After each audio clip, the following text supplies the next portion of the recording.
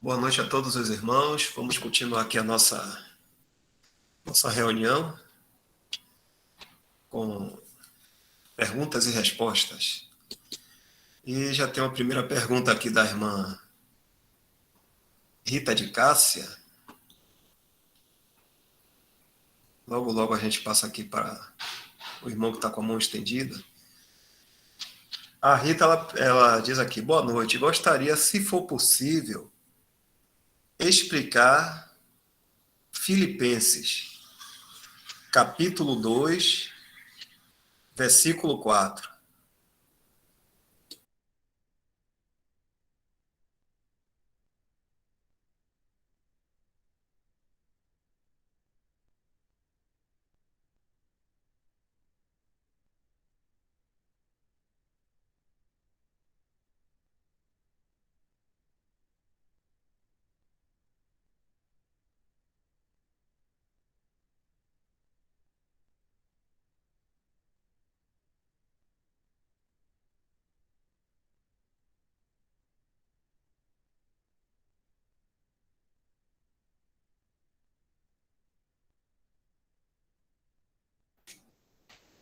Boa noite. Eu creio que esse versículo, né, que a irmã perguntou a respeito, não atente cada um para o que é propriamente seu, mas cada um também para o que é dos outros. Eu penso que seja a questão de nós não vivermos mais para nós mesmos, né?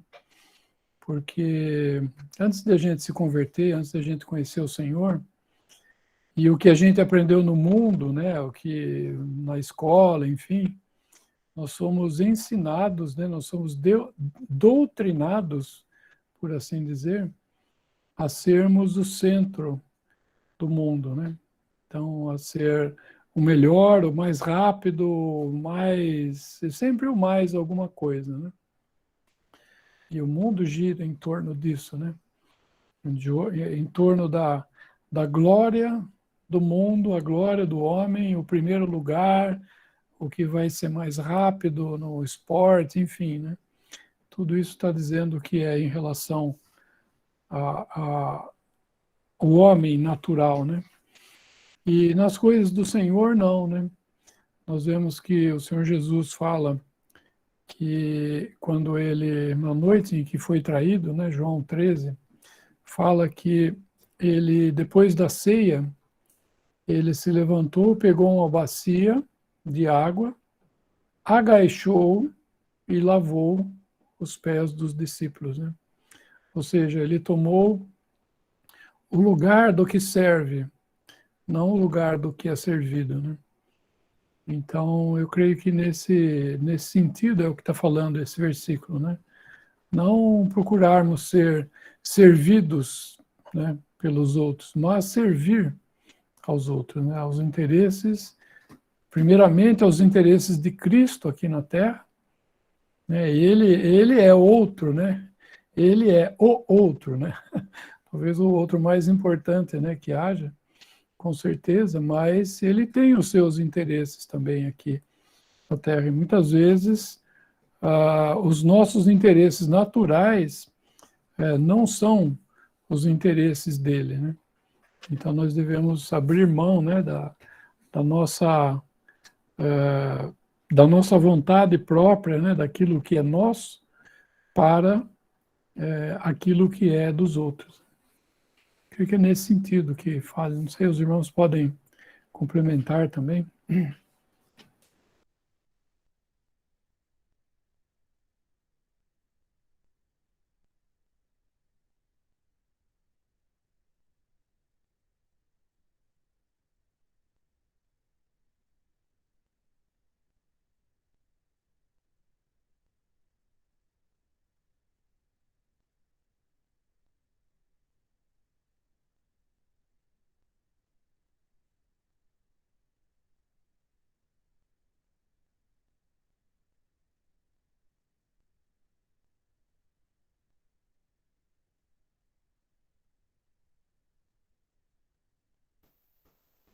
Boa noite, irmãos. Eu acho que uma coisa que possa ajudar a entender esse versículo 4 é o versículo 3 aí ajuda também. Nada façais por contenda ou por vanglória, mas por humildade, cada um considere os outros superiores a si mesmo. Então, se nós tratarmos os nossos irmãos, né, os considerando superior a nós, né, cada um, no caso, colocando o outro como seu superior, você vai se atentar para o que é propriamente dele, não seu, não para mim, não eu, mas o outro, a outra pessoa, né? E foi justamente o que o Senhor fez, por exemplo, que o irmão Luiz citou, né? Que o Senhor fez isso de uma forma prática, que foi quando o Senhor lavou os pés dos discípulos. Inclusive, quando o Senhor falava do reino, ele dizia que o reino dele não seria como o reino do mundo, como aquele que tem maior prestígio, é o mais. Quem tem mais poder, vamos supor assim, em servir, é o mais lisonjeado, é o mais bem tratado, vamos dizer assim. O reino dele não seria como no do mundo, mas seria que aquele que quer estar acima, que seja o que mais sirva. Ele fala isso muitas vezes nos evangelhos. Então, na prática, eu creio que seja justamente isso. Se você quer, vamos supor assim, ter um destaque entre os irmãos, que seja no que mais serve os outros, e não algo para você se vangloriar. Considere os outros superiores a você mesmo.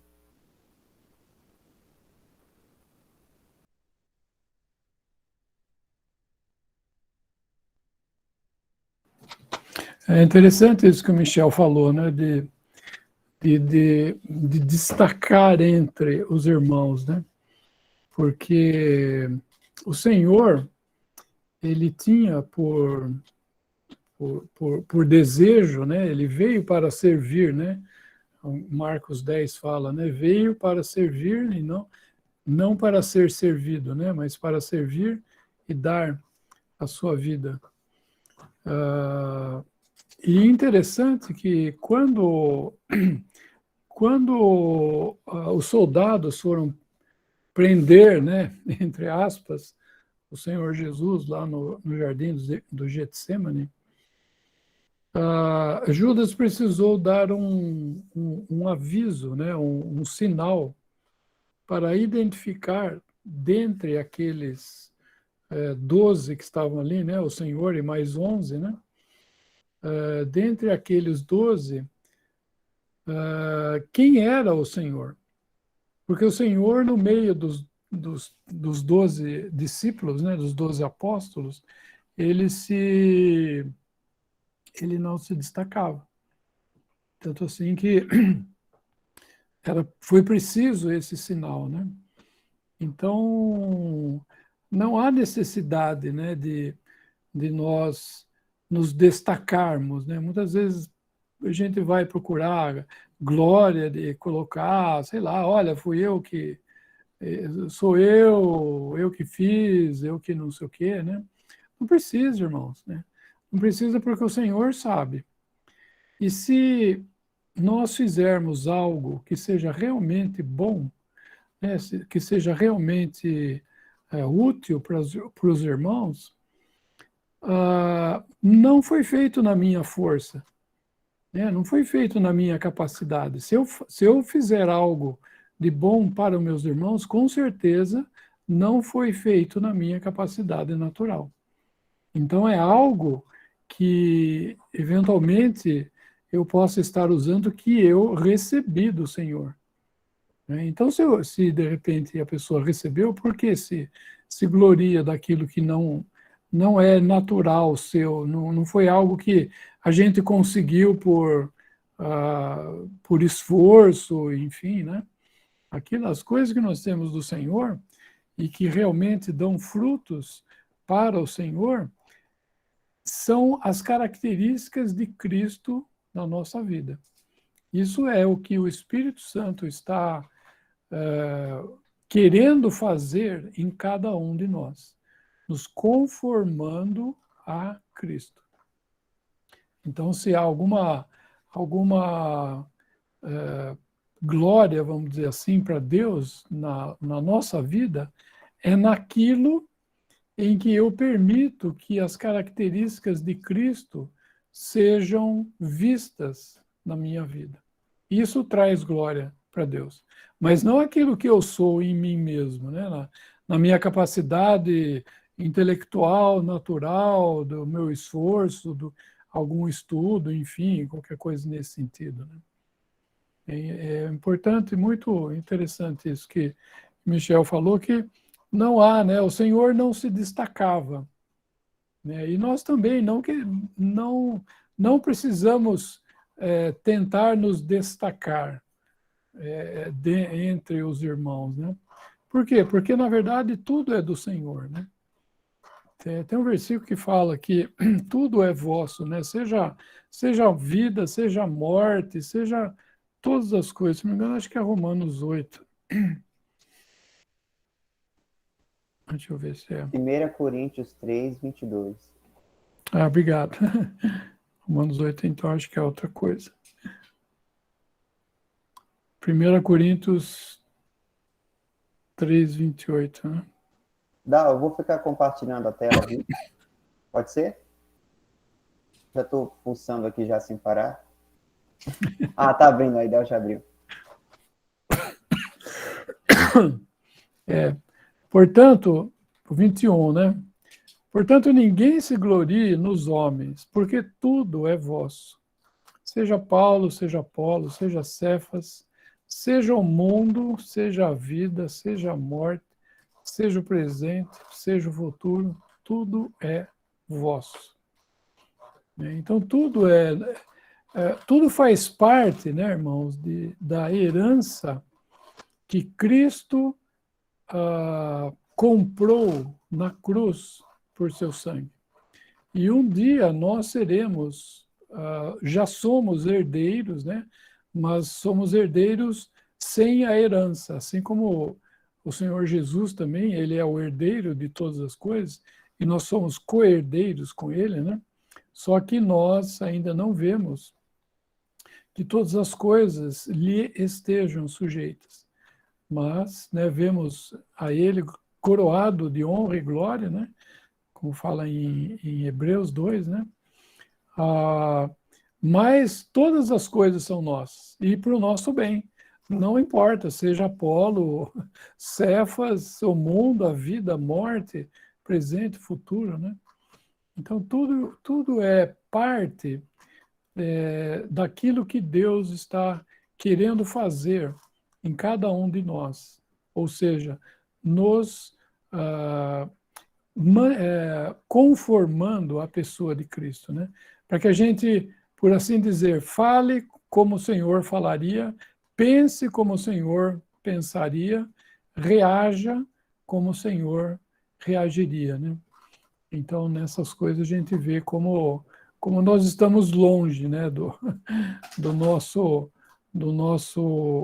por assim dizer, por aquilo que Deus nos chamou, né?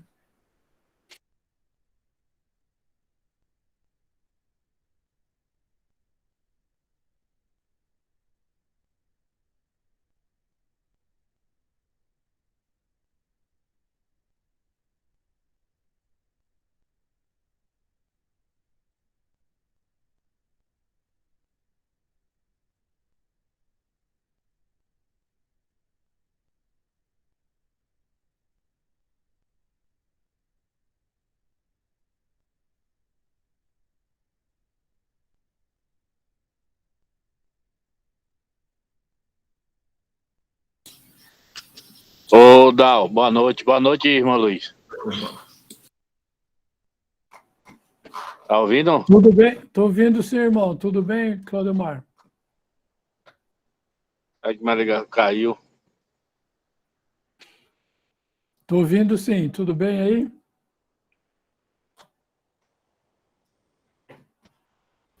Ele tá parando o caminhão para falar, peraí. Ah, tá.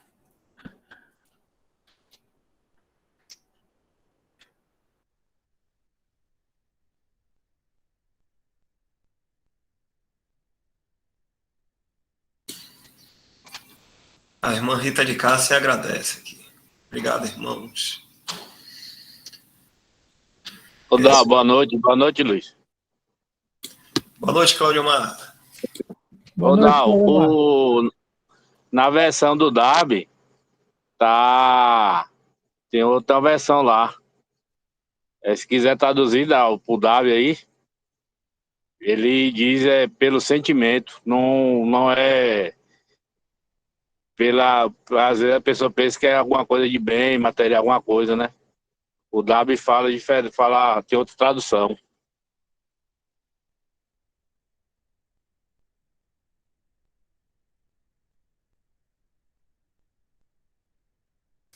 O Darby, ele usa a palavra qualidades, né?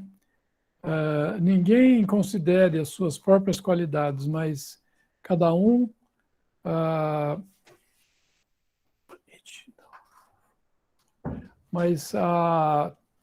as dos outros também, né?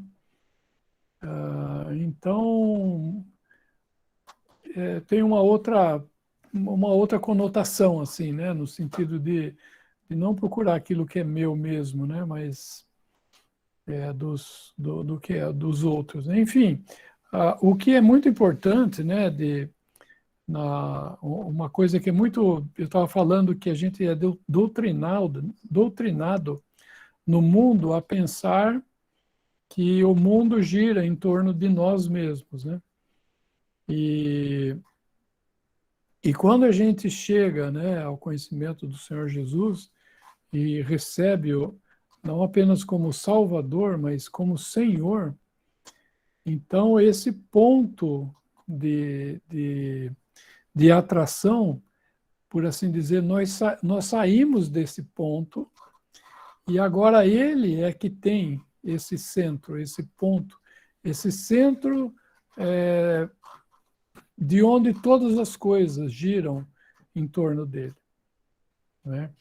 Então, daí a gente percebe que nós não somos o mais importante, né, da vida, dentre os irmãos, enfim, né? Nós percebemos que o Senhor é o mais importante. E Ele tem todos os seus, e Ele está fazendo uma obra com todos os seus, utilizando todos os seus também, né? Cada um na sua capacidade, naquilo que o Senhor chamou, né? E os irmãos sempre têm falado, né, que cada um de nós tem algo para fazer, né? Não importa o que seja, cada um tem algo para fazer e que nenhum outro pode fazer para o que nós fomos chamados a fazer, né? Então, o Senhor me capacitou de fazer o que eu devo fazer. E cada um de nós é capacitado para fazer aquilo que o Senhor quer que nós façamos, né? Lembrar que nós somos um corpo, né? E ser um corpo não é só a teoria da coisa, né? De sabermos que nós somos um corpo, mas é a prática disso, né? Então, que cada um tem a sua porção e eu devo reconhecer a porção, vamos dizer assim, né? Como o Darby está dizendo aqui, né? Das qualidades, né? De nossos irmãos também, né? Porque Deus, né, fala, Ele colocou cada um no corpo como quis, né? 1 Coríntios 12, né? Ele colocou cada um no corpo como Ele quis.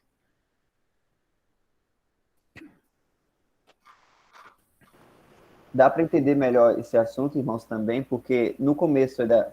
Mostra aí, Dal, por favor, a passagem para os irmãos, por favor.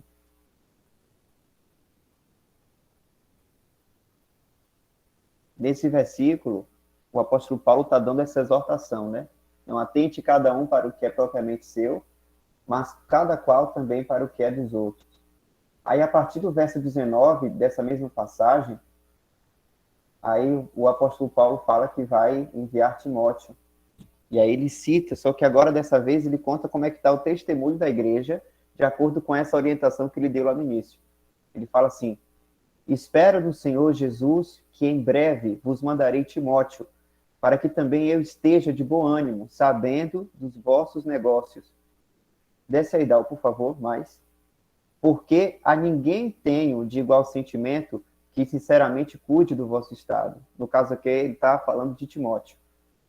Aí no verso 21, porque todos buscam o que é seu e não o que é de Cristo Jesus. Mas bem sabeis qual a sua experiência e que serviu comigo no Evangelho como filho ao Pai, de sorte que espero enviar-vos logo que tenha provido a meus negócios. Então, quando ele fala isso, né, porque vai novamente naquele versículo, Dal, quando ele fala porque todos buscam o que é seu e não o que é de Cristo Jesus.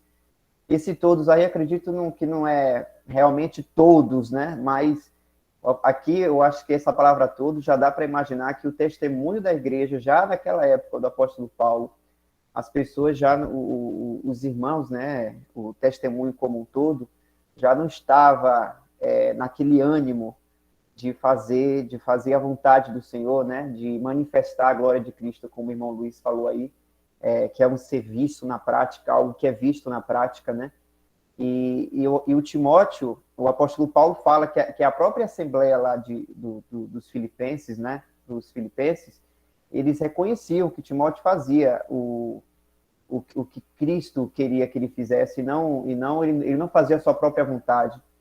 Porque, cadê o verso que ele fala? Verso 22, mas bem sabeis qual a sua experiência e que serviu comigo no Evangelho como filho ao Pai. Então o apóstolo Paulo fala de Timóteo, falando dele e ao mesmo tempo provando para a própria Assembleia de Filipos de que eles também sabiam que Timóteo fazia a vontade de Cristo e não a dos homens. Então Timóteo estava seguindo aquela exortação que o apóstolo Paulo falou, né? Comparar os outros como superiores e não fazer sua própria vontade.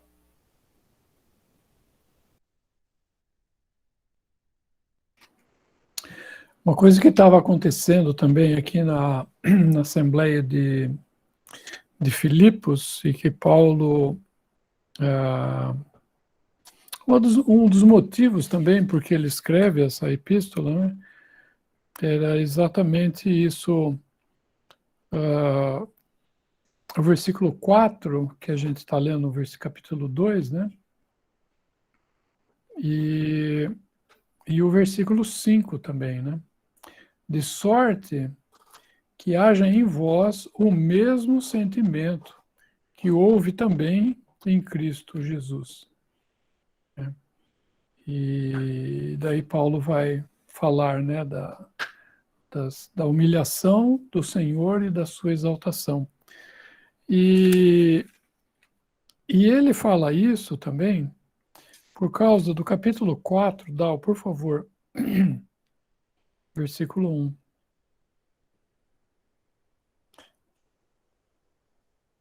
E ele fala, portanto, né, quando Paulo fala nas suas cartas, portanto, ele vai entrar no assunto prático da carta. Então, em Efésios, né? Efésios, se não me engano, não precisa abrir, não, eu só vou dar uma olhada, só confirmado aqui, mas acho que no capítulo 4 de Efésios, ele fala rogo-vos. Rogo-vos, então ele vai começar a conversar, ou, aliás, ele vai começar a falar da parte prática. Né? Então, ele falou agora da parte teórica, ele vai começar a falar da parte prática. Portanto, meus amados e muito queridos irmãos, minha alegria e coroa, estais assim firmes no Senhor, amados. Rogo a Evódia e rogo a Sintique que sintam o mesmo no Senhor. Então, o que estava acontecendo? Havia essas duas irmãs aqui lá na Assembleia que provavelmente elas estavam com um problema entre elas, e o problema estava de tal forma grande, vamos dizer assim, que estava incomodando, não seria incomodando a palavra, mas estava influenciando todos ali na Assembleia. Tanto assim que ele pede, né? Peço-te também a ti, meu verdadeiro companheiro, que ajudes essas mulheres que trabalharam comigo no Evangelho, e com Clemente e com outros cooperadores, cujos nomes estão escritos, melhor, cujos nomes estão no livro da vida. Então, o que parece, essas irmãs, elas trabalharam verdadeiramente, né, com os irmãos, né, com o suporte aqui, o que parece aqui no Evangelho, enfim. Só que elas estavam tendo um problema entre elas, né, e esse problema estava saindo, né, do relacionamento das duas e contaminando mais pessoas, né? Então, é importante isso, né? E talvez pode ser, né, é uma suposição, que tenha sido pelo fato de que elas trabalharam e que elas, eventualmente, quiseram que o seu trabalho fosse reconhecido. Ah, mas eu trabalhei mais que ela, mas ela não fez tanto, eu fiz mais. E alguma coisa assim, né? Ou seja, né, eu não estou dizendo que isso aconteceu, parece que aconteceu isso, né? E isso é muito natural, irmãos. Infelizmente, né? Isso pode acontecer com cada um de nós, né?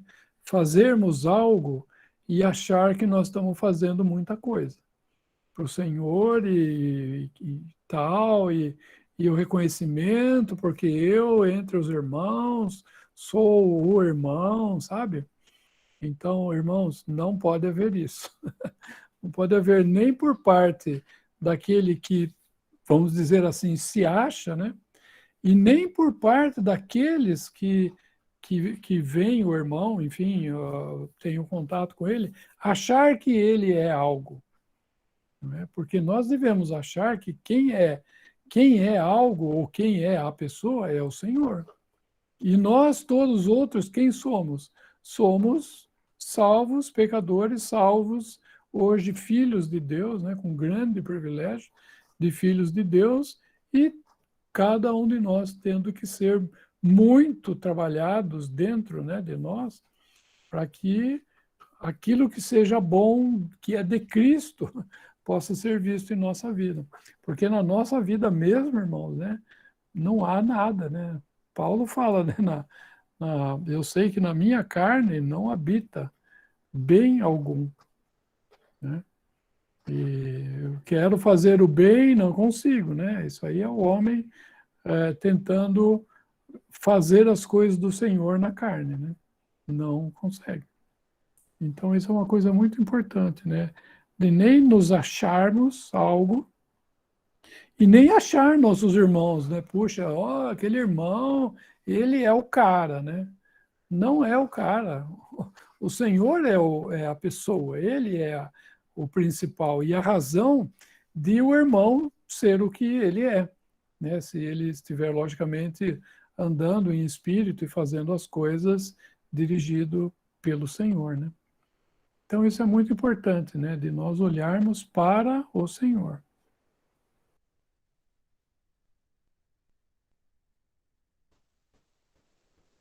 E só mais um comentário rápido, irmãos. Por isso que o apóstolo Paulo, na hora de citar sobre essa questão, de não fazer sua própria vontade, mas a vontade do Senhor e tal, ele não coloca ele como exemplo, como fundamento disso. Mas no próprio capítulo 2 aí que o irmão Luiz leu, né? Ele falou do próprio Senhor aqui na Terra. Então, se a gente... Por favor, Dal, coloca lá novamente a partir do capítulo 2, a partir do verso 5.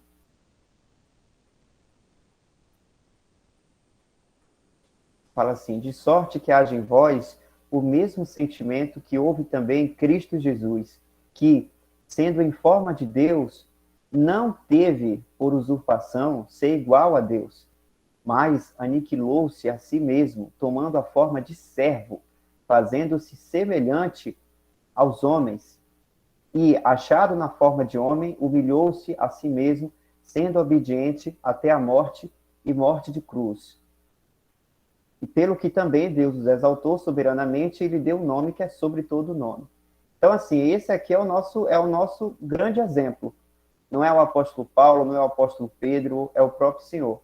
Então, se a gente vê aqui que nenhum de nós aqui, irmãos, em nosso ministério, né, cada um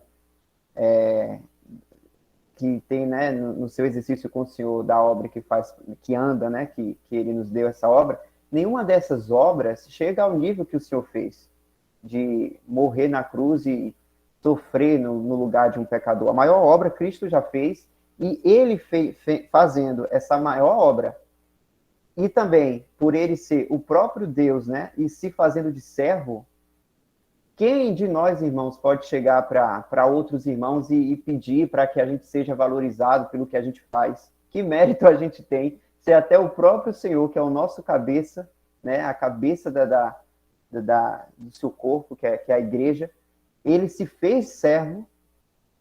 Então, quem somos nós, né? É bom até a gente parar para refletir sobre essa questão. O que é que a gente faz para ter o mérito de cobrar algo dos irmãos, alguma atitude, alguma coisa dos irmãos com a gente? Nenhuma. É se fazer servo, né? Como o Senhor mesmo foi aqui na Terra. Ele é o grande exemplo para nós e por isso que temos que ter o foco nele e não em nenhum outro irmão ou nenhuma outra pessoa, de maneira alguma. O Senhor sempre sendo o foco, né? Porque ele é o nosso exemplo de servo aqui na Terra.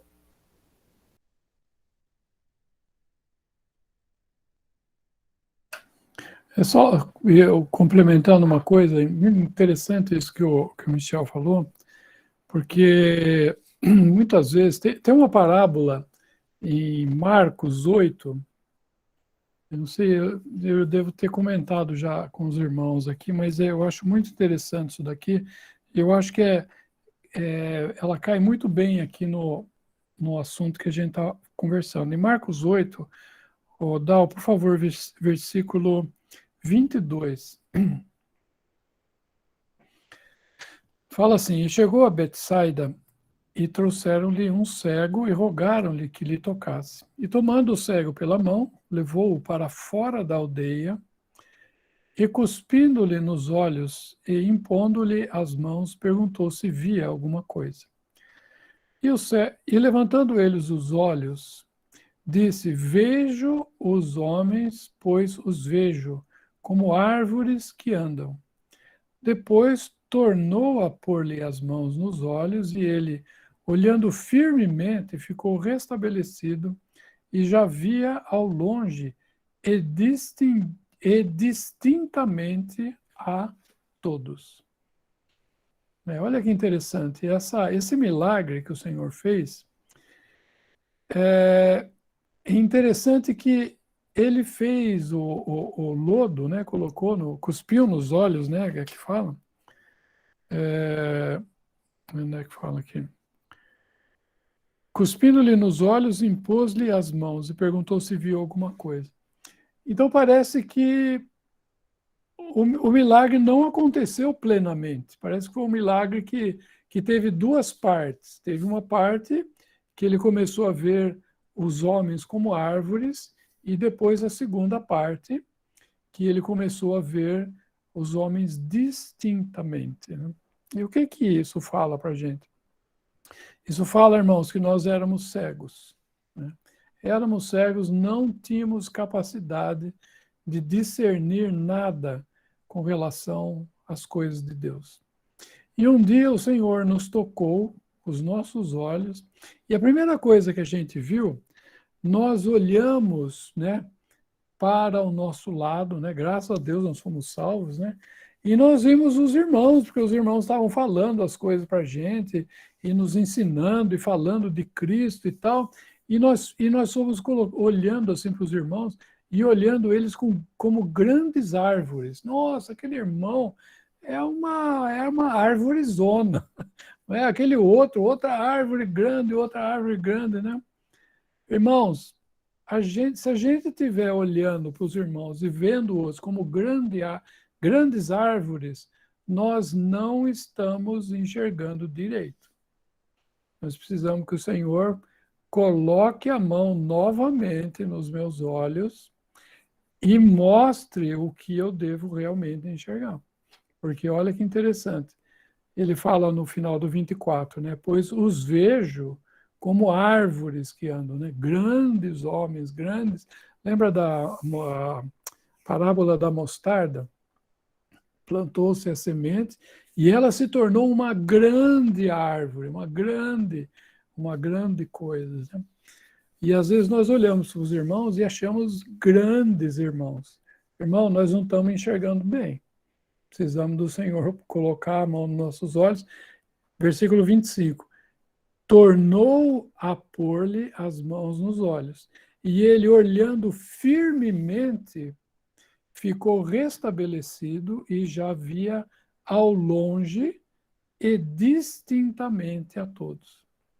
Então, isso é quando a gente percebe que eu olho para o irmão e ele é um irmão. Ele não é uma grande árvore, ele é um irmão como qualquer outro irmão. E aquele que é grande é o Senhor, porque foi aquele que me fez ver, primeiramente eu não enxergava bem, né? Mas depois eu distinguia as coisas, começava a ver as coisas como elas são, né? Então distinguia os irmãos e distinguia o Senhor. Né? Isso é importante, por quê? Porque daí o Senhor tem que ter a preeminência na nossa vida.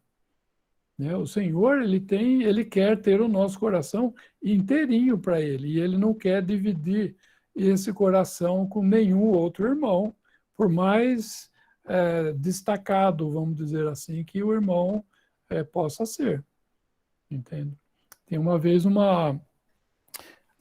um dos editores dos livros do irmão Darby, no século passado, fez um grande elogio para ele, né? E eu acho que os irmãos depois podem ler, o Michel talvez coloque aí no chat para a gente, um livro que chama, um livro não, um comentário que o Darby fez, que se chama Sobre Louvar Homens. Louvar homens, acho que está lá no, Michel, deve estar ali no acervo digital cristão. Uma carta sobre louvar homens. Tem traduzido, irmão? Traduzido. É uma carta sobre louvar homens. Acho que se você colocar na internet, também deve aparecer aí, em algum lugar aí, algum site aí dos irmãos deve ter. E é muito interessante isso, porque o Darby viu o livro que ele escreveu, né? O irmão editou o livro, publicou, e disse que o Darby comprou um livro e deu para alguns irmãos, né? E depois que Darby tinha dado para os irmãos, ele foi ler o que o irmão que publicou o livro escreveu a respeito dele mesmo, do Darby, né? E aí diz que escreveu algo assim, um prefácio ali, coisa assim, que esse irmão Darby é um eminente servo de Deus, destacado entre não sei o quê, tá. E colocou ele lá em cima, né? E o Darby escreveu uma carta para esse irmão, dizendo, irmão, você não imagina o mal que você me fez escrevendo isso. Porque, em primeiro lugar, eu peguei esse livro, dei para um... É isso mesmo, Michel. Depois vocês dão uma olhada, irmãos, nesse link aí, que é muito interessante. Aí o Darby falou que ele se sentiu muito mal. E o irmão para quem ele deu também comentou com o Darby. Foi, puxa vida, olha o que está escrito aqui, né? Louvando o homem, né? Irmãos, cuidado com louvar homens, né? Isso é um tropeço para a pessoa, não é? Porque isso pode exaltar, né, o seu ego e ele começar a achar que ele é alguma coisa, né? E aí, né, a exaltação é o caminho para a queda, né? Então, muito importante isso, né? A gente ter esse discernimento, né? É o Senhor, né? É o Senhor. Lembra Pedro? Pedro não estava enxergando bem também, lá no Monte da Transfiguração, ele não estava enxergando bem, ele estava enxergando o Senhor na mesma altura, na mesma excelência de Moisés e Elias. Ou melhor, ele estava enxergando Elias e Moisés na mesma excelência de Cristo. E ele falou, Senhor, vamos fazer uma cabana para os três aqui. Entende? E quando ele estava falando, Deus cortou a palavra de Pedro e falou, este é o meu filho amado, escutai-o. É a ele que nós temos que escutar. E aí, quando Pedro abriu os olhos, Elias e Moisés não estavam mais lá, é só o Senhor, né? Então, isso é muito importante, né, irmãos? Nós abrimos os olhos e vemos quem? Vemos o Senhor.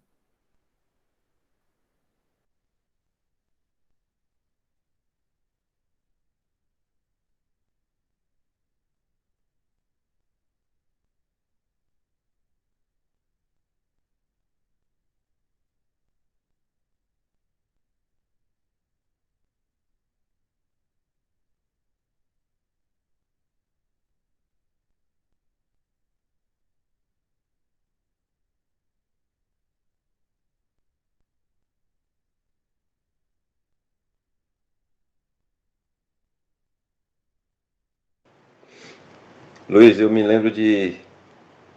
lembrei aqui de duas passagens do apóstolo Paulo, quando ele fala que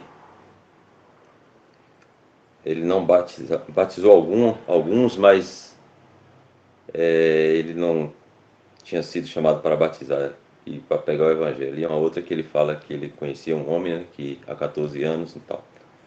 Meio que ele vai saindo de fininho assim para não trazer o olhar para ele, né? O foco para ele, né? Eu acho que ele conhecendo esse perigo aí, ele já se põe no lugar dele, né? E é verdade, Elton. Você vê que quando Paulo eu acho que era Paulo e Silas, se eu não me engano, estavam lá em Éfeso, será que era Éfeso? E que eles acharam que eram dois, era Júpiter e outro rei, agora, e outro deus ali, e quiseram sacrificar para eles. Não é? E o homem natural, ele tem essa questão de dar honra para o seu igual, entende? Mas isso não é, né? Nas coisas do Senhor nós não vemos isso, né?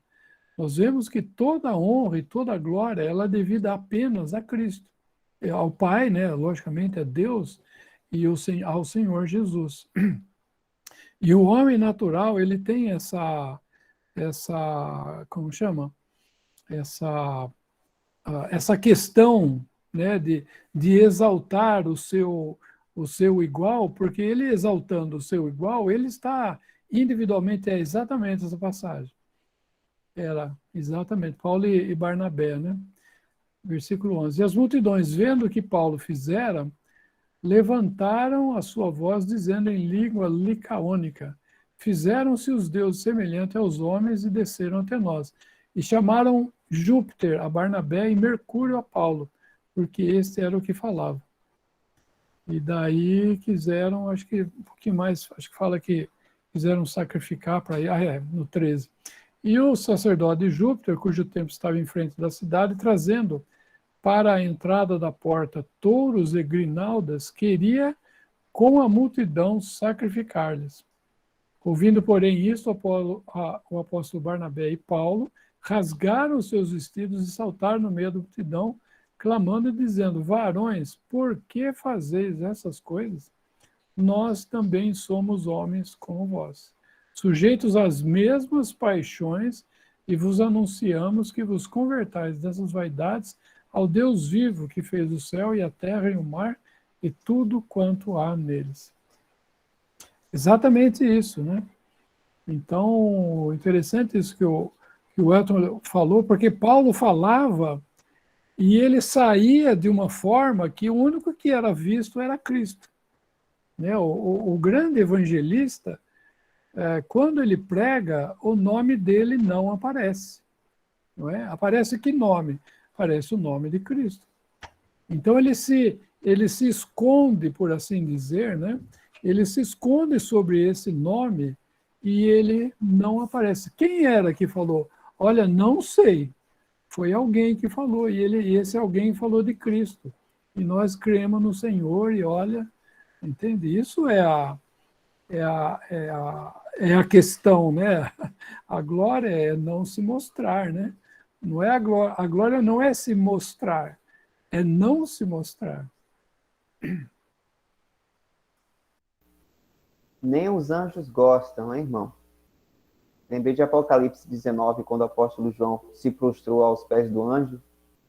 Aí o anjo falou: adora a Deus, eu sou teu conservo e de teus irmãos que têm o testemunho de Jesus. Adora a Deus, porque o testemunho de Jesus é o espírito de profecia.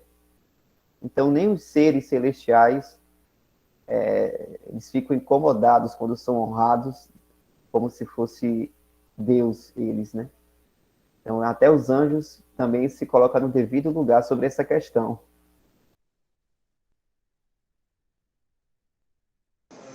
E hoje, irmão Michel, quando não temos o conhecimento o verdadeiro entendimento que só o Espírito Santo nos pode dar, nós adoramos essas coisas de votos, pensamos em Deus como um gênio da lâmpada mágica, que esfrega e ele realiza nossos desejos. Ah, eu vou orar, eu vou ser fiel aqui para Deus me abençoar, Deus fazer isso.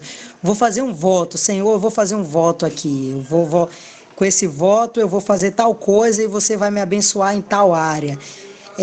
Muitas vezes eu perguntei para alguns irmãos o porquê dessas coisas todas foram criadas, tal. Até no meu tempo de incrédulo eu perguntava, e eles sempre respondiam: olha, é porque pra gente, é porque Deus nos amou e criou os céus e a terra e colocou a gente lá, mas a gente pecou e entrou em rebeldia com Deus.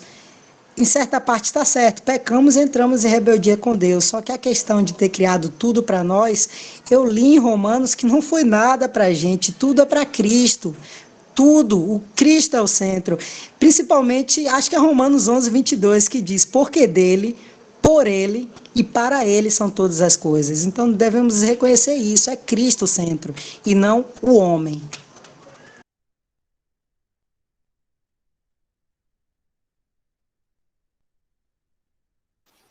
O versículo que o Michel leu em Filipenses 2, acho que é versículo 6, se não me engano, fala que Cristo não teve por usurpação ser igual a Deus. Ele não teve por usurpação. Né? E usurpação, o que é? É tomar algo para si que não lhe pertence. Usurpar algo é eu tomar algo para mim que não pertence a mim. E honra e glória é algo que não me pertence. Se eu estiver buscando honra e glória, isso é usurpação. Por quê? Porque ela pertence a Deus e ao Senhor Jesus. Então é interessante essa palavra também, né? Ele, como um homem, ele não teve por usurpação ser igual a Deus. Né? Ele se fez, né, semelhante aos homens, né? Ele não foi igual, ele é igual a Deus, mas ele não é igual ao homem, ele é semelhante ao homem. Por quê? Porque ele é sem pecado. Né? Ele é sem pecado.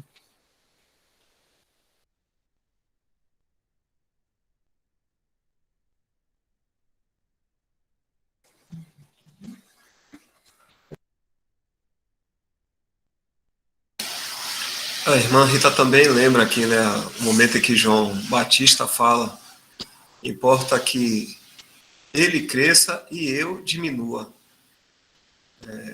Essa importância da gente inteiramente, focadamente, ver o Senhor Jesus.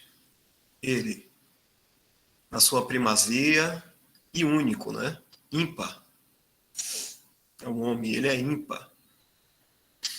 Então isso é importante, que a gente sempre, quando olharmos para nós mesmos, né, como os irmãos estão falando, né, que o mundo nos doutrina a olharmos para o nosso umbigo. A melhor coisa é a gente olhar para nós mesmos, ver que diante dessa pessoa, o Senhor Jesus, nós não somos nada. Nós não somos nada. E ele é tudo. Porque agora nós, os que creem, né? Todos que creem, terão as coisas porque vem dele. Tem um momento que o próprio Senhor Jesus diz que o grão de trigo caindo na terra, se não morrer, fica ele só. Então não dá espaço para ninguém, não dá margem para nenhum homem. Se alguém pensa que tem boas obras ou que pode fazer alguma coisa para alcançar, só essa palavra do Senhor já diz. Se o grão de trigo caindo na terra não morrer, fica ele só.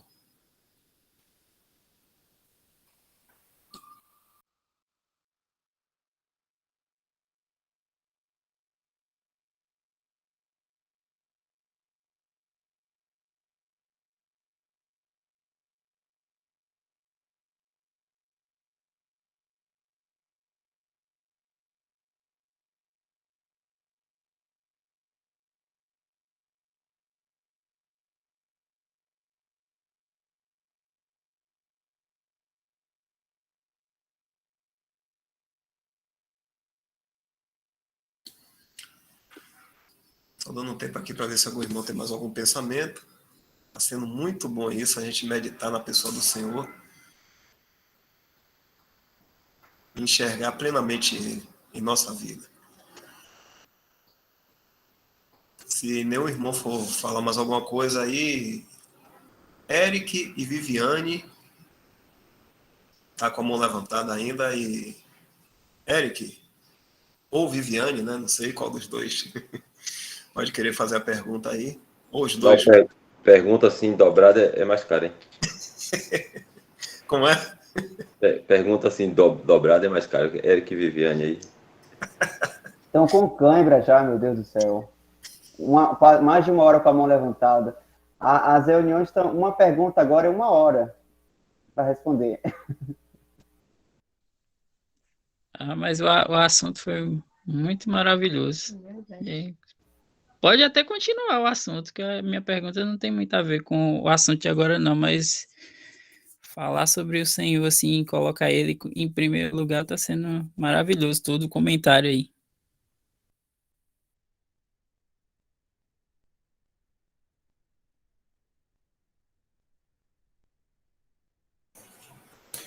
Deus o fez primeiro, né? Por que nós não o fazemos primeiro, né? Interessante lá em Atos, deixa eu pegar o microfone, está longe aqui. E a fonte tá fora, hein, irmão? Não, estava fora. Voltou. Deus fez a ele primeiro, né? Então nós com certeza devemos fazer também, né? Se a gente abrir lá em Atos, capítulo 2,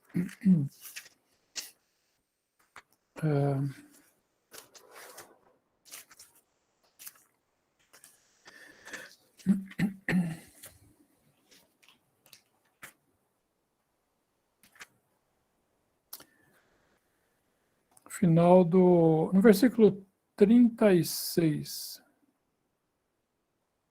2:36. Saiba, pois, com certeza, toda a casa de Israel, que a este Jesus, quem vós crucificaste, Deus o fez Senhor e Cristo. Então eles tinham, né, os judeus haviam crucificado o Senhor, e Deus fez dele Senhor e Cristo. E tem um versículo aqui,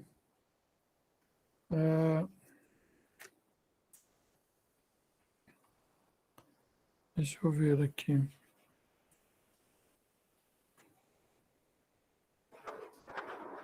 Em Atos 5,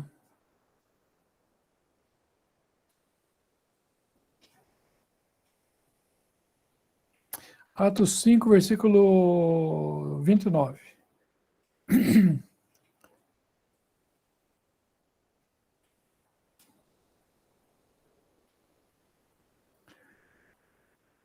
Porém, respondendo Pedro e os apóstolos disseram: mais importa obedecer a Deus do que aos homens. O Deus de nossos pais ressuscitou a Jesus, o qual vós matastes, suspendendo-o no madeiro. Deus, com a sua destra, o elevou a príncipe e salvador, para dar a Israel arrependimento e remissão dos pecados. Então, Senhor e Cristo, príncipe e salvador. Deus elevou, né, o Senhor Jesus, e hoje como um homem, né, esse homem, o Senhor Jesus, está elevado hoje como Senhor, Cristo, príncipe e salvador. Né? Então, quem outro há igual a esse, né? Aliás, até no versículo, acho que é capítulo 4, 12, em nenhum outro há salvação, porque debaixo do céu nenhum outro nome há dentre os homens pelo qual devamos ser salvos, né? Então, ele é o homem. Uma vez um irmão falou uma coisa interessante, né? Ele falou assim: irmãos, não sejamos heróis. Deus já tem o seu herói. Ele não está procurando heróis, ele não está procurando grandes homens, ele já tem o seu grande homem. Né? Então, se nós quisermos ser grandes, por assim dizer, né, vamos ser como ele. Né? Não aparecendo no meio dos 12, lá alguém precisava indicar quem ele era, né? Porque ele se confundia no meio deles, né? Então essa seria a nossa posição, né?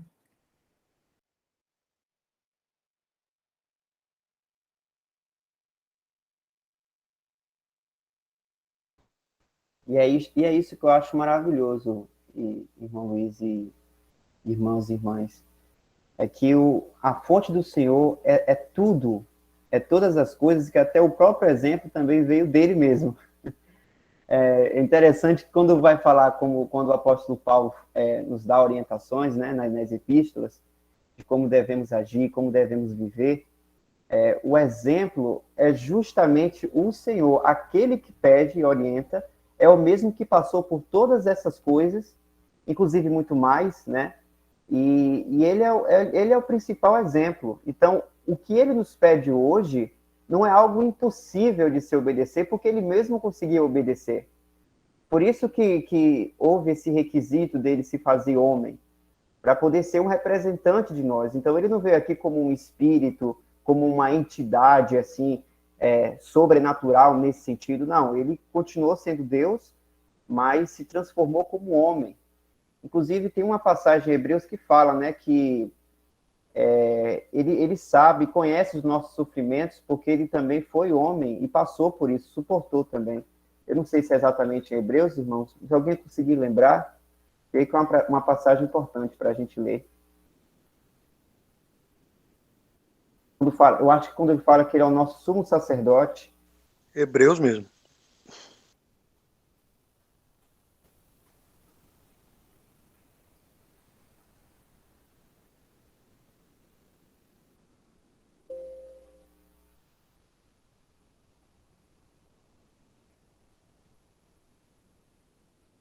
Deixa eu ver se é em Hebreus Acho 8. Será que é 4:16, 4:15, Michel? Dá uma olhada.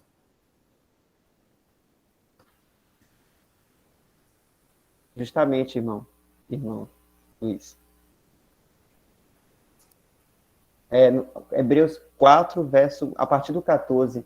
Visto que temos um grande sumo sacerdote, Jesus, Filho de Deus, que penetrou nos céus, retenhamos firmemente a nossa confissão, porque não temos um sumo sacerdote que não possa compadecer-se das nossas fraquezas, porém um que, como nós, em tudo foi tentado, mas sem pecado. E alguns irmãos dizem, né, pecado à parte. Aí no verso 16 diz: cheguemos, pois, com confiança ao trono da graça, para que possamos alcançar misericórdia e achar graça, a fim de sermos ajudados em tempo oportuno. Então, olha só que interessante. Pelo Senhor ter sido feito homem, né, ser humano como nós somos, ele passou por tribulações, por fraquezas que nós também passamos aqui. Mas por isso que ele hoje é o nosso sumo sacerdote, porque ele foi um homem também que se fez servo aqui na terra. Então, todo o assunto que a gente falou hoje aqui, desde o início da reunião, falando sobre essa questão de considerar os outros superiores a si mesmo, de fazer a vontade de Deus, foi tudo que o Senhor fez aqui. Porque quando o Senhor estava aqui, ele não fazia a sua própria vontade, ele fazia a vontade do Pai. Que, logicamente, é uma mesma vontade, vamos dizer assim, porque a Trindade tem o mesmo pensamento, né? Mas ele obedecia ao Pai para mostrar como nós aqui devemos ser, também obedecendo ao Pai e ao nosso Senhor Jesus aqui na Terra. E como ele conseguiu fazer, para nós não é algo impossível, porque ele mesmo cumpriu isso, né? Com fraquezas também, no sentido de que ele sofreu, sim, inclusive os piores dos sofrimentos, mas é justamente por nós sabermos que jamais alcançaremos o sofrimento que ele sofreu, que ele é o nosso exemplo, para mostrar para nós que não há limites. Não há limites. Então, não importa as fraquezas que temos, né, as tribulações que passamos, o Senhor sempre vai ser o nosso exemplo.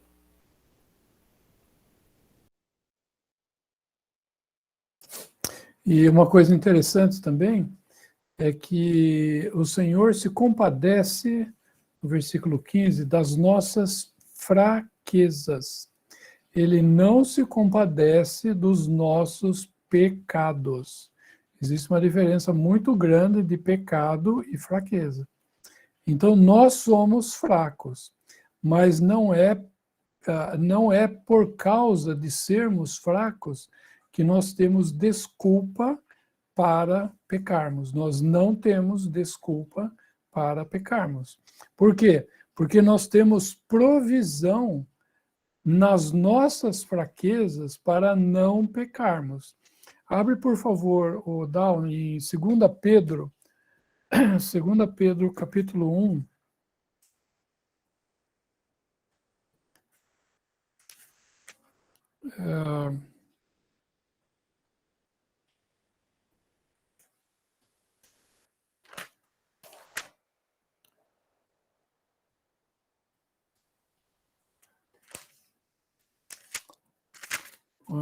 Versículo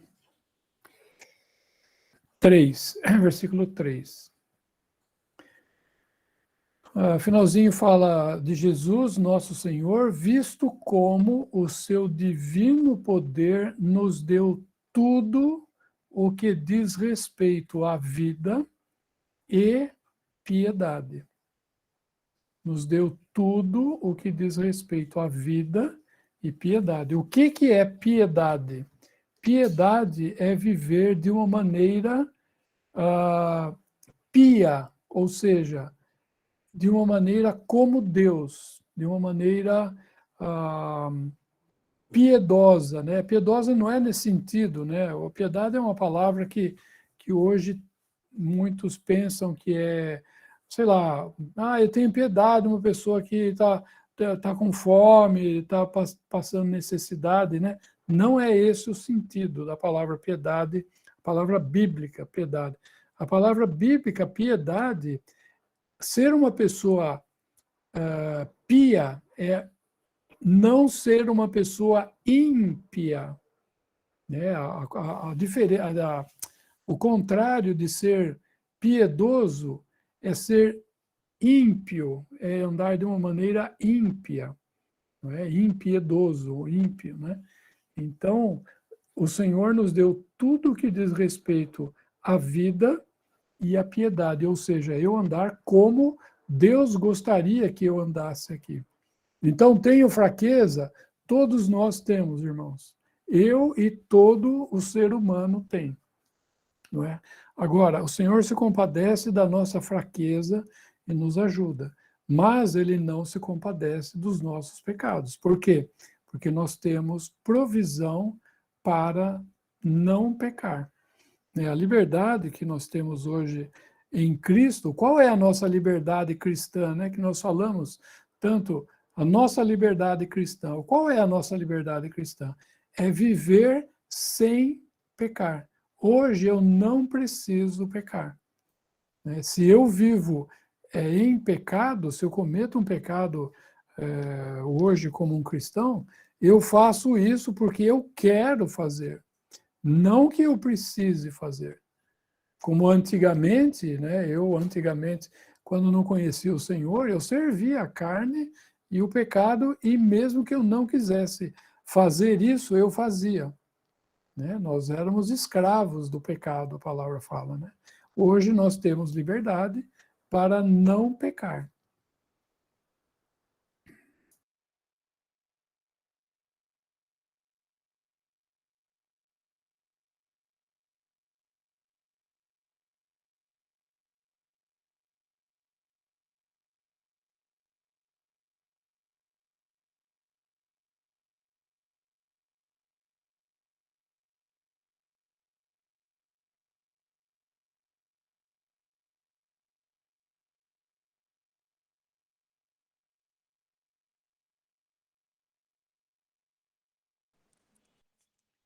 Irmãos,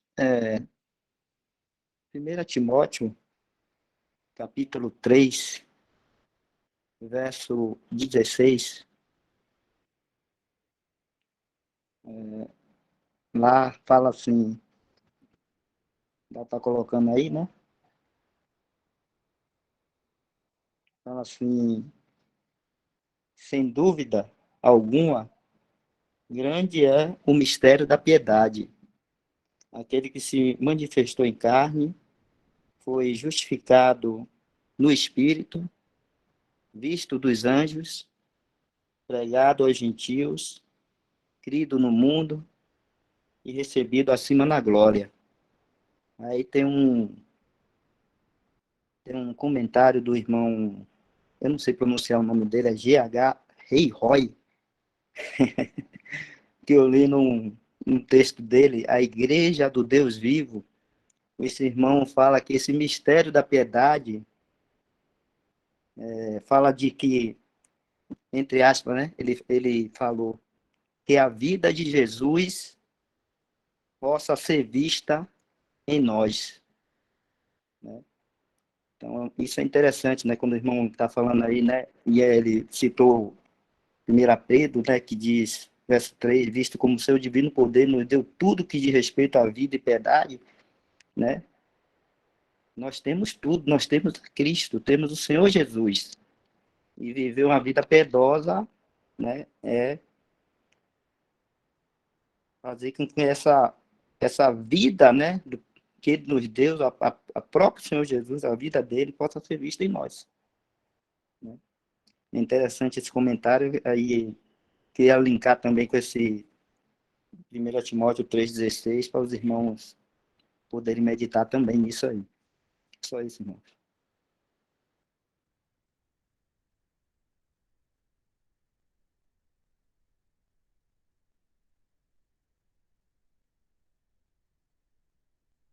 Não sei se o irmão Luiz entendeu. Aqui eu fiz uma pergunta. Se viver piamente, né, tem o mesmo sentido que viver em espírito?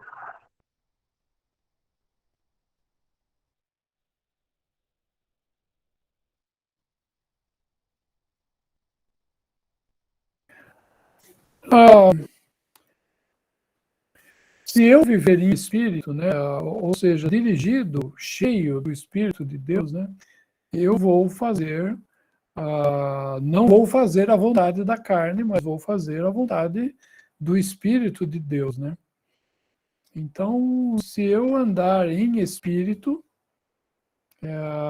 eu não vou cumprir, exatamente o versículo 16, eu não vou cumprir as coisas da carne. Então, e as coisas da carne são impiedades, Então, tudo que vai dizer um pouquinho, acho que um pouquinho mais as obras da carne, prostituição, impureza, lascívia, idolatria, inimizade, enfim, Tudo isso aí são impiedades. Não é? Então, viver piedosamente, ou viver em piedade, é viver segundo Deus. Ou então, como o irmão falou, segundo aquilo que o Senhor Jesus é e segundo aquilo que o Espírito Santo quer fazer de nós, né? Que as características, né, as reações de Cristo sejam vistas em nós. Interessante que em João 15, quando fala da videira, né, fala assim que uma coisa é nós estarmos em Cristo e outra coisa é Cristo estar em nós. Nós estarmos em Cristo é uma posição que nós temos que ver, deixa eu ver qual é o versículo aqui, dá. O nós estarmos em Cristo é uma posição que nós temos por causa da obra de Cristo. Isso aí, ó. Estais em mim. Então, o estar em Cristo é algo, é resultante daquilo que o Senhor Jesus fez na cruz, e eu tendo crido, né, no Evangelho, hoje eu estou em Cristo. E todo aquele que crê está em Cristo. Isso é uma coisa. Agora, Cristo em nós é outra coisa, que é está em mim e eu em vós. Eu em vós, não é que o Senhor Jesus vem pessoalmente habitar no crente. Não é isso que acontece. Por quê? Porque quem habita no crente é o Espírito Santo.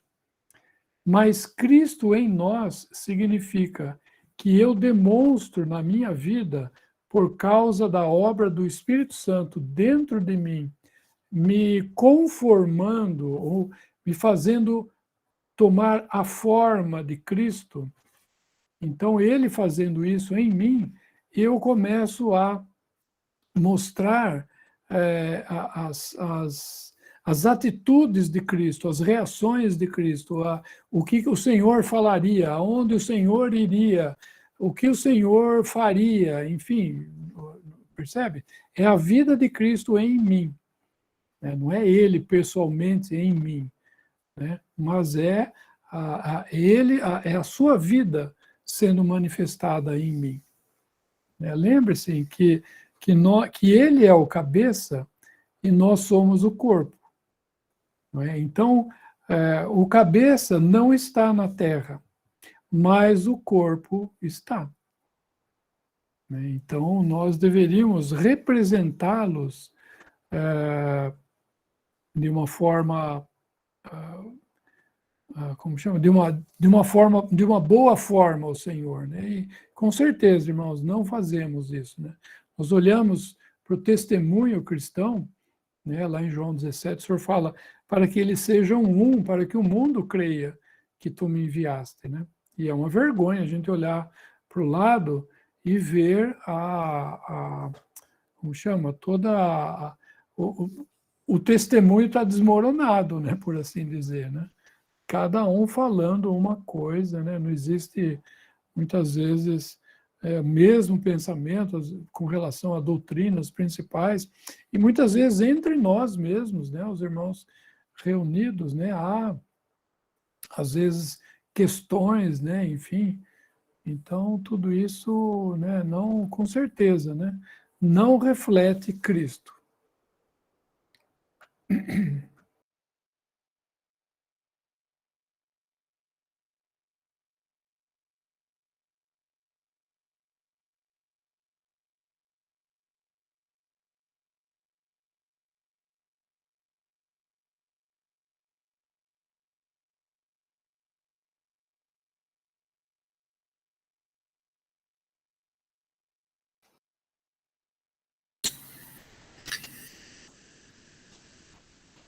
São 9h35.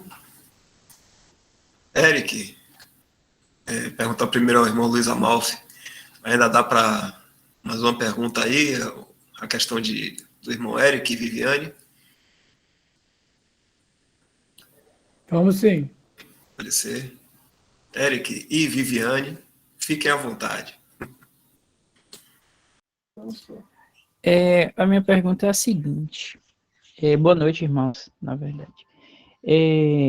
Como a gente sabe, nós que cremos no Senhor Jesus, temos a certeza da salvação. Se fecharmos os nossos olhos aqui, iremos estar na presença do Senhor. Mas aqueles outros irmãos do Velho Testamento, quando não sabiam ainda que teriam um Salvador, após a morte, eles, para onde eles iriam? Eles estariam na presença do Senhor? Como é que... Porque antes não havia, né? A certeza de que teríamos um Salvador para resolver a questão do pecado. Aí eu queria entender. Os outros irmãos, para onde que eles estariam? Ou eles só iriam estar na presença do Senhor após o sacrifício do Senhor na cruz?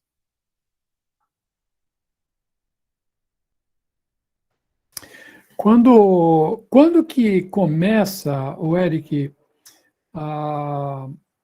quando que entrou a morte no mundo? A morte entrou por causa da desobediência de Adão e Eva. Então, não era algo que já existia, né? Era algo que aconteceu depois de que houve a desobediência. E a morte, o que ela é? A separação da alma e o espírito e do corpo. O corpo vai para o cemitério e a alma e o espírito vão para um estado que se chama Hades. Né? O Senhor Jesus, quando fala lá em Apocalipse, capítulo 1, acho que é versículo 10, não, versículo 10, acho que é 17, alguma coisa assim, 17 ou 18, fala assim, tenho a chave, na nossa versão está escrito assim, tenho as chaves da morte e do inferno. Não é inferno, é Hades. Tenho as chaves que ele abre para nós lá. Acho que não sei se é 17 ou 18, vamos lá. Capítulo 1, perdão, capítulo 1, Dal.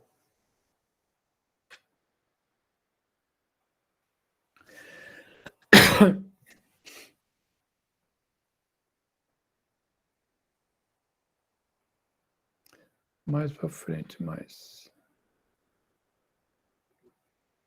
18, aqui é 18. O que fui morto, né? O que vivo fui morto, mas eis aqui, estou vivo para sempre. Amém. Tenho as chaves da morte e do inferno. Essa palavra inferno, abre para a gente, Dal, por favor, o versículo 18. Eu acho que na versão AIBB, não fala inferno, deixa eu ver, aqui a tradução brasileira. Tenho as chaves da morte e do Hades. Por que morte e Hades? Porque morte é para onde o corpo vai.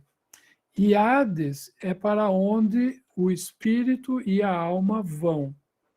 Não é? Então o Senhor tem a chave dos dois, da morte, que tem os corpos, e do Hades, que tem o espírito e a alma.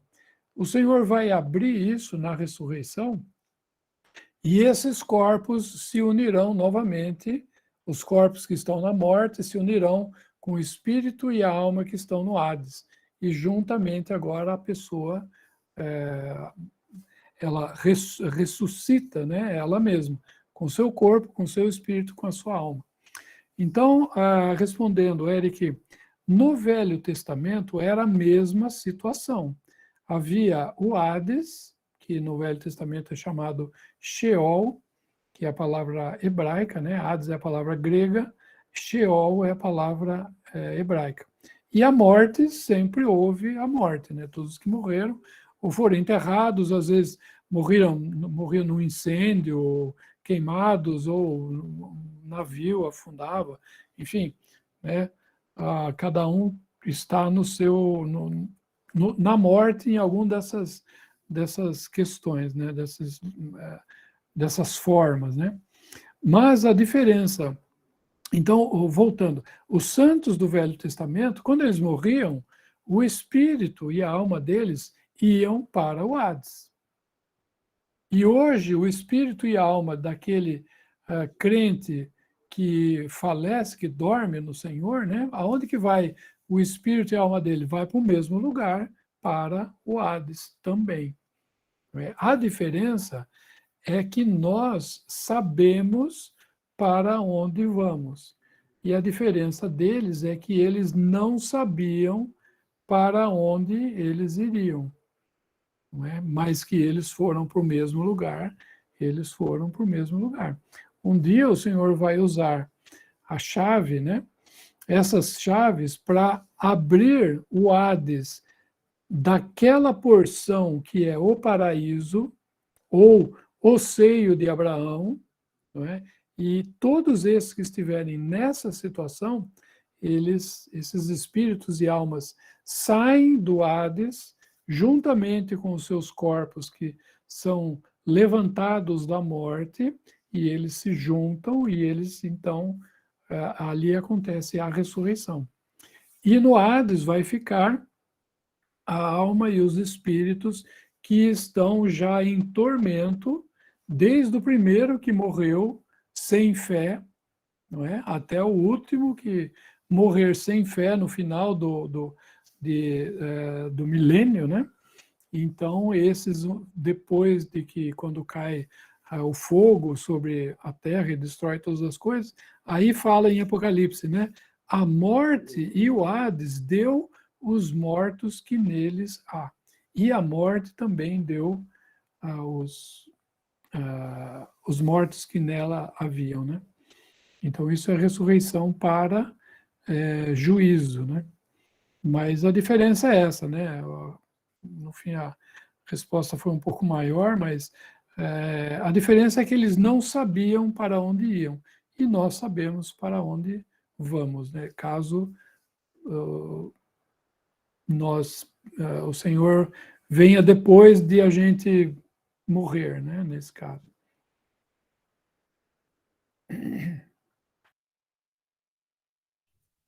Entendi. Foi bem explicado. Obrigado, irmão.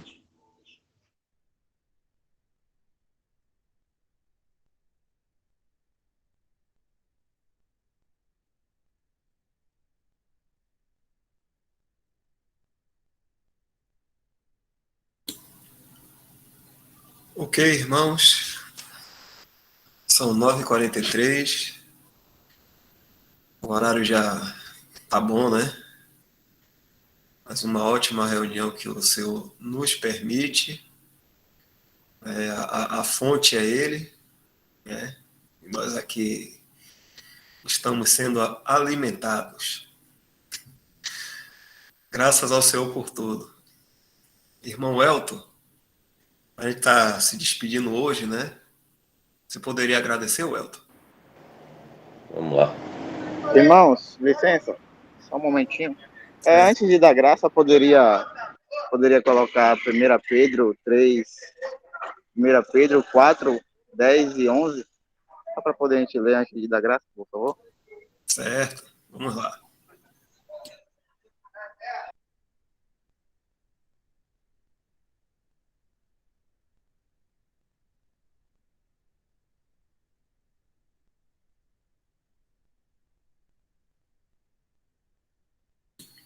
Você repete aí, Portilho? 1 Pedro. 1 Pedro 4, 10 e 11.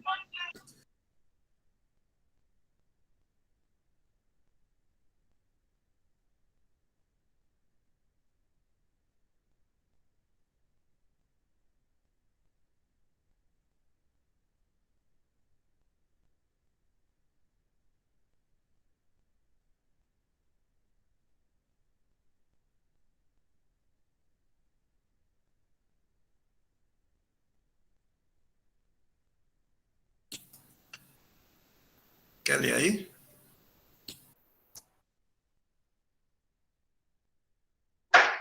Pode ser. 1 Pedro 4, 10 e 11. Cada um administre aos outros o dom como o recebeu, como bons dispenseiros da multigraça de Deus. Se alguém falar, fale segundo as palavras de Deus. Se alguém ministrar administre segundo o poder que Deus dá, para que em tudo Deus seja glorificado por Jesus Cristo, a quem pertence a glória, o poder, para todo sempre. Amém.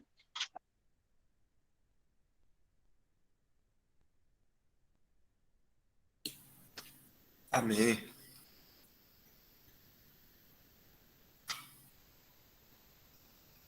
O Elton, se quiser, já pode agradecer. Amém. Vou dar graça aqui. Deus, nosso Pai, mais uma vez nós te agradecemos, Pai. Agradecemos por tua misericórdia conosco e